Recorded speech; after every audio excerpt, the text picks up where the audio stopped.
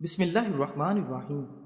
چھلکے کے ساتھ سیب کھانا زیادہ بہتر ہے کیونکہ اس کے بہت سے فائدہ مند اینٹی آکسیڈنٹ اور فائبر کا مواد اس کے چھلکے کے اندر موجود ہوتا ہے۔ ناظرین، ہلدی، اجوائن، ادرک اور دار چینی جیسے مسالے جسم میں حرارت پیدا کرتے ہیں۔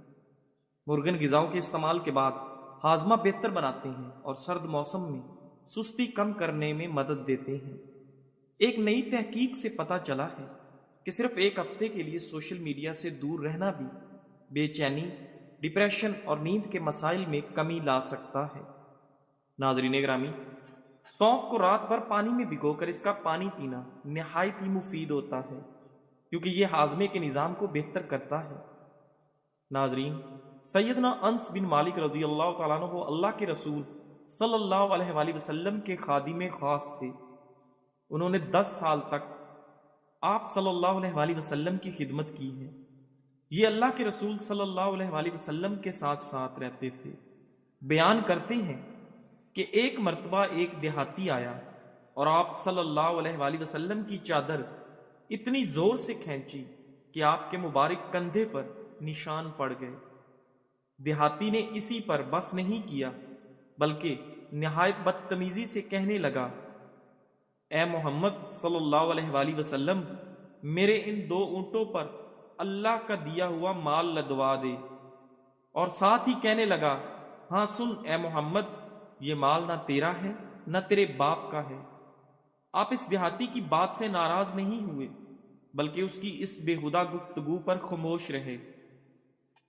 تھوڑی دیر بعد آپ صلی اللہ علیہ وآلہ وسلم نے اس دیہاتی کو مخاطب ہو کر فرمایا، سنو، مال تو اللہ تعالیٰ کا دیا ہوا ہے اور میں اس کا بندہ ہوں، لیکن یہ جو تم نے مجھ سے بدتمیزی کی ہے اس کا بدلہ تو لیا جا سکتا ہے۔ اس کے جواب میں وہ دیہاتی کہنے لگا، آپ کی بات تو درست ہے مگر میں جانتا ہوں کہ آپ ایسا نہیں کریں گے۔ اللہ کے رسول صلی اللہ علیہ وآلہ وسلم نے اس سے پوچھا، آخر کیوں؟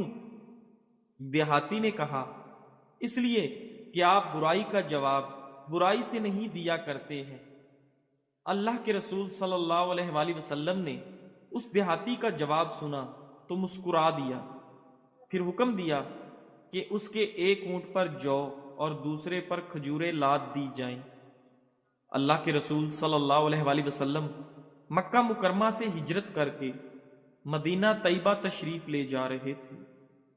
آپ صلی اللہ علیہ وآلہ وسلم کے ہمراہ سیدنا ابو بکر صدیق رضی اللہ تعالیٰ عنہ، ان کے غلام عامر بن فہیرہ اور اس قافلے کے گائیڈ عبداللہ بن ارقیت بھی تھے۔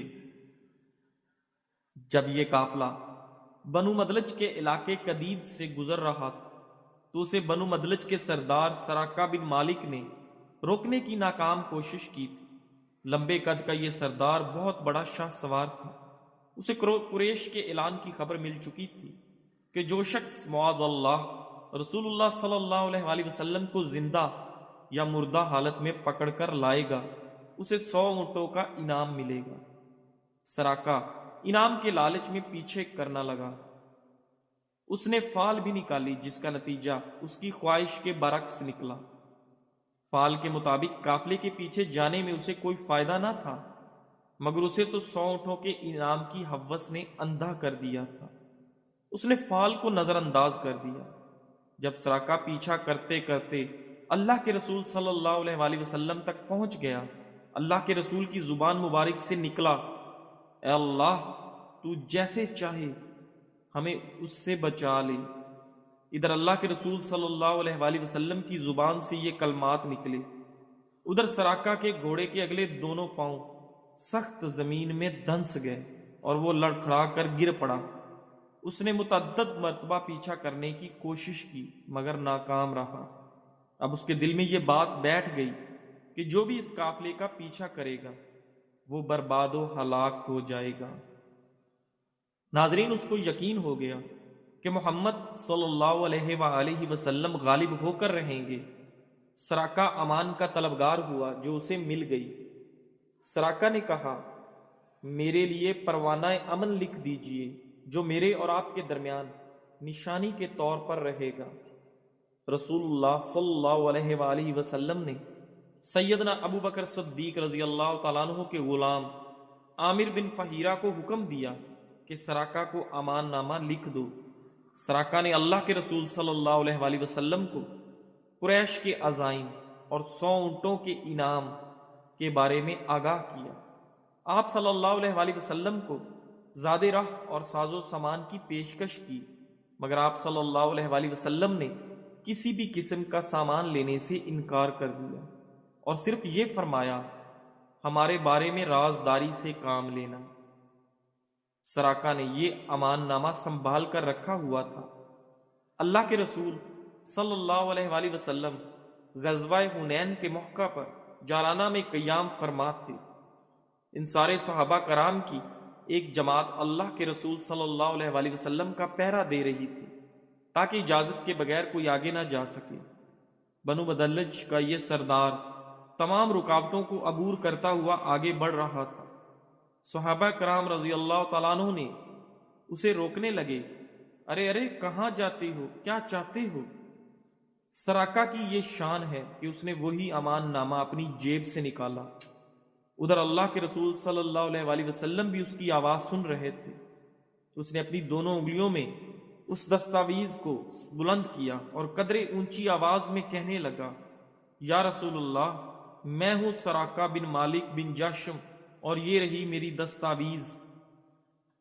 اللہ کے رسول صلی اللہ علیہ وآلہ وسلم نے سراقہ کی طرف دیکھا، آپ کے چہرے پر مسکراہٹ تھی۔ وہ وقت یاد آ گیا جب قدید کے علاقے میں اس سردار نے ان کا پیچھا کیا تھا۔ سراقہ اللہ کے رسول صلی اللہ علیہ وآلہ وسلم کے قریب ہوا، آپ کو سلام کیا اور اسلام قبول کر لیا اور صحابی ہونے کا شرف حاصل کر لیا۔ سراقہ نے اللہ کے رسول صلی اللہ علیہ وآلہ وسلم سے ایک سوال کیا، اللہ کے رسول، میں اپنے اونٹوں کے لیے حوضوں میں پانی بھرتا ہوں، میرے اونٹوں کے علاوہ دیگر لوگوں کے اونٹ بھی وہاں آ جاتے ہیں، اگر میں ان کو بھی پانی پلاؤں تو کیا میرے لیے اجر ہے؟ اللہ کے رسول صلی اللہ علیہ وآلہ وسلم نے ارشاد فرمایا، ہر جاندار چیز کے ساتھ بلائی کرنے میں اجر و ثواب ہے۔ علی رضی اللہ تعالیٰ عنہ کی طرف منسوب قول ہے، اللہ تعالیٰ ہمارے دلوں میں محبت ڈالتا ہے تو تم کسی محبت کرنے والے سے یہ مت پوچھو کہ تم کس لیے محبت کرتے ہو۔ ناظرین گرامی، ارسطو کا کہنا ہے کہ میں نے کوے اور کبوتر کو ایک ساتھ بیٹھے دیکھا تو سوچ میں پڑ گیا کہ یہ ساتھ کیوں بیٹھے ہیں، حالانکہ کوا الگ جنس رکھتا ہے اور کبوتر الگ جنس کا ہے۔ پھر جب وہ دونوں اڑے تو معلوم ہوا کہ دونوں لنگڑے ہیں اور دونوں کے لنگڑا پن نے ان کو ایک ساتھ جمع کر دیا ہے۔ دونوں کے درمیان صرف لنگڑا پن کی وجہ سے کشش پیدا ہو گئی ہے۔ اہل عرب کہتے ہیں، جنس اپنے جیسی جنس کی طرف ہی مائل ہوتی ہے۔ حضرت علی رضی اللہ تعالیٰ عنہ کی بارگاہ میں کچھ لوگ دوڑتے آئے کہ ہمارا 6-7 ماہ کا بچہ چھت پہ چڑھ گیا ہے، جب ہم اس کو پکڑنے کو دوڑتے ہیں تو وہ آگے کی طرف بھاگتا ہے، جب رکتا ہے تو وہ بھی رک جاتا ہے، ہمیں ڈر ہے کہ وہ نیچے نہ گر جائے۔ حضرت علی رضی اللہ تعالیٰ عنہ نے فرمایا کہ تم اپنے ساتھ کوئی بچہ لے جاؤ، جب وہ اس کو دیکھے گا تو اس کی طرف دوڑے گا، کیونکہ جنس اپنی جنس کی طرف مائل ہوتی ہے۔ ناظرین گرامی، ایک بار ارسطو اپنے مطب میں پہنچا اور خادم کو کہنے لگا کہ فلاں مجون مجھے کھلاؤ۔ خادم نے کہا، جناب وہ تو پاگلوں کی دوائی ہے۔ ارسطو نے کہا، راستے میں آتے وقت ایک پاگل شخص آ کر میرے گلے لگ گیا تھا، میرے اندر کچھ پاگل پن کے جراثیم ہیں، اس لیے مجھ سے آ کر گلے لگ گیا تھا۔ ناظرین گرامی، ایک مرتبہ حضرت خضر علیہ السلام دریا کے کنارے بیٹھے تھے، اتنے میں کسی سائل نے آ کر ان سے سوال کیا، کیا میں آپ سے اللہ کے واسطے سوال کرتا ہوں، مجھے عنایت فرمائیے۔ یہ سن کر حضرت خضر علیہ السلام پر بے ہوشی طاری ہو گئی۔ جب کچھ ہوش آیا تو فرمانے لگے، بھائی میں تو صرف اپنی جان اور مال کا مالک ہوں، تم نے مجھ سے اللہ کے واسطے سوال کیا ہے، لہٰذا میں اپنی جان اور ذات تمہارے حوالے کرتا ہوں، تم جس طرح چاہو اس کو استعمال میں لاؤ، بازار میں فروخت کر کے اس کی قیمت سے فائدہ اٹھاؤ۔ چنانچہ سائل کو ان کو بازار لے گیا اور ایک شخص سائمہ بن ارکم کے ہاتھ ان کو فروخت کر دیا۔ یہ خریدار ان کو اپنے گھر لے گیا اور اس کا ایک باغ تھا۔ چنانچہ سائمہ نے حضرت خضر علیہ السلام کو ایک کدال دے کر کہا کہ اس سامنے والے پہاڑ جو 3 مربع میل رقبہ میں واقع تھا مٹی کاٹ کر باغ میں ڈالتے رہیں، اور یہ حکم دے کر سائمہ اپنی کسی ضرورت سے کہیں چلا گیا۔ حضرت خضر علیہ السلام اس پہاڑ سے مٹی کاٹ کاٹ کر باغ میں ڈالنے لگے۔ جب سائمہ واپس آیا تو اس نے گھر والوں سے دریافت کیا، تم نے غلام کو کھانا بھی کھلایا یا نہیں؟ گھر والوں نے جواب دیا کہ ہمیں معلوم نہیں غلام کہاں ہے۔ یہ سن کر جب سائمہ خود کھانا لے کر باغ میں آیا تو اس نے دیکھا کہ وہ غلام یعنی حضرت خضر علیہ السلام تمام پہاڑ کی مٹی کاٹ کر ڈال چکے تھے اور اپنے کام سے فارغ ہو کر اپنے مولا حقیقی کی عبادت میں مصروف تھے۔ یہ دیکھ کر سائمہ کو بڑا تعجب ہوا اور اس نے دریافت کیا، یہ تو بتائیے کہ آپ کون ہیں؟ یہ بات سن کر حضرت خضر علیہ السلام پر کچھ بے ہوشی سی طاری ہو گئی، اور پھر افاقہ ہونے پر انہوں نے فرمایا، بھائی میں خضر ہوں۔ یہ سن کر سائمہ کے ہوش اڑ گئے کہ تو نے یہ کیا کیا؟ ان کو غلام بنا کر ایسے کام پر لگایا، یہ تو انتہائی گستاخی ہوئی۔ پھر ہوش آنے پر سائمہ نے توبہ کی اور پروردگار سے عذر خواہی کے ساتھ حضرت خضر علیہ السلام کو آزاد کر دیا اور جناب باری میں عرض کیا، مجھ سے اس کا مواخذہ نہ فرمائیے کیونکہ میں ان کو جانتا نہیں تھا۔ اس کے بعد حضرت خضر علیہ السلام نے دعا فرمائی اور سجدہ شکر بجا لائے کہ اے میرے پروردگار، میں تیرے ہی حق میں غلام بنا اور تیرے ہی حق میں آزاد ہوا، اس پر میں تیرا شکر گزار ہوں۔ سیدنا ابو ہریرہ رضی اللہ تعالیٰ عنہ فرماتے ہیں کہ ہم لوگ مسجد نبوی میں بیٹھے ہوئے تھے کہ ایک اعرابی دیہاتی مسجد میں آیا۔ اسے پیشاب کی حاجت تھی۔ کچھ دیر کے بعد وہ اٹھا اور مسجد کے ایک کونے میں پیشاب کرنے لگا۔ مسجد اس زمانے میں کچی تھی، اس پر کھجور کی ٹہنیوں سے چھت ڈالی ہوئی تھی۔ صحابہ کرام نے اسے دیکھا تو کہنے لگے، یعنی تم یہ کیا کر رہے ہو؟ مسجد میں پیشاب کر رہے ہو؟ انہیں اس دیہاتی کی یہ حرکت نہایت بری لگی۔ ادھر اللہ کے رسول صلی اللہ علیہ وآلہ وسلم نے صحابہ کرام سے فرمایا، پیشاب کرنے کے دوران اسے پریشان نہ کرو، اسے چھوڑ دو، اسے پیشاب کر لینے دو۔ صحابہ کرام خاموش ہو گئے اور اس نے پیشاب کر لیا۔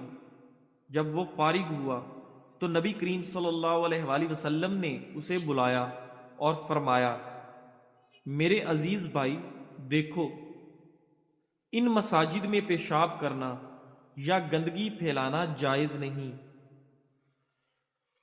یہ تو صرف اللہ رب العزت کے ذکر، نماز اور قرآن کریم پڑھنے کے لیے بنائی گئی ہیں۔